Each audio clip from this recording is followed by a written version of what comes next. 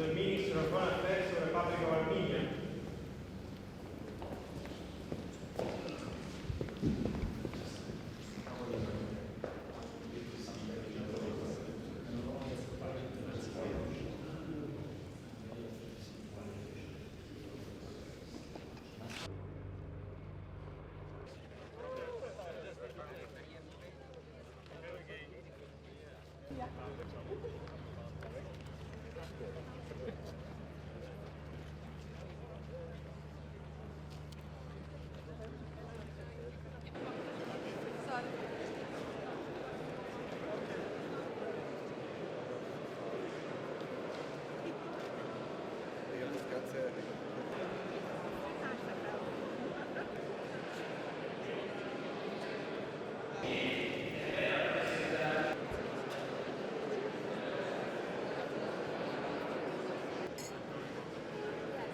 Well, and now I would like to give the floor to our Armenian colleague, Ararat. Please, you have the floor.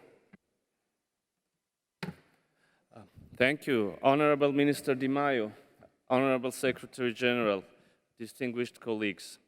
We know from Armenia's experience what a remarkable role the Council of Europe can play in assisting countries to build strong democratic institutions and systems.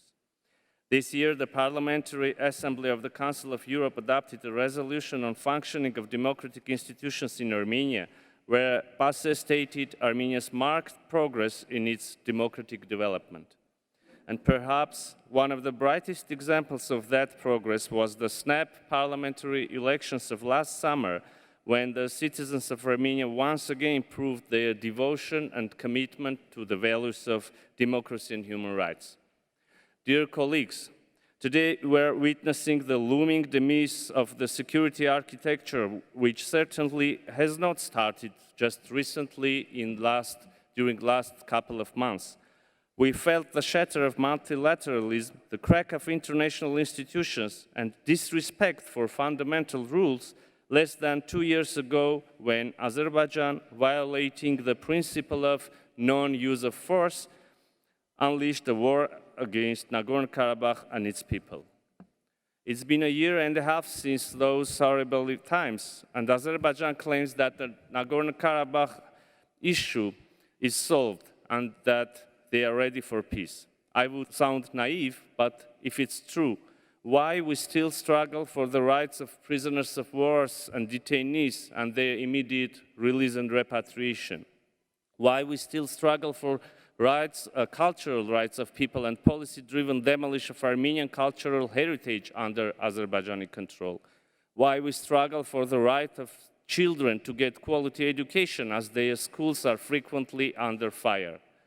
Why we struggle for the right of people to have basic living standards in their houses as the only gas pipeline is being cut? I can continue bringing new examples, but to put it briefly, why we struggle to make Azerbaijan understand that Nagorno-Karabakh is not only a piece of territory, it's people whose dignity should be respected. And dear colleagues, as the devotion to human rights brought us all here, then this is the issue for all of us. The government of Armenia is committed to the efforts to bring about peace and prosperity to the region and has reiterated on numerous occasions its readiness to immediately start genuine and constructive negotiations on normalization of relations with Azerbaijan. And in this regard, the OSCE Minsk Group co-chairmanship has a key role to play in advancing the peace process. But we strongly believe that the Council of Europe also, within its mandate, should be active in supporting that process. Dear colleagues, I would conclude saying that the need for peace and stability is long overdue for our region. Thank you.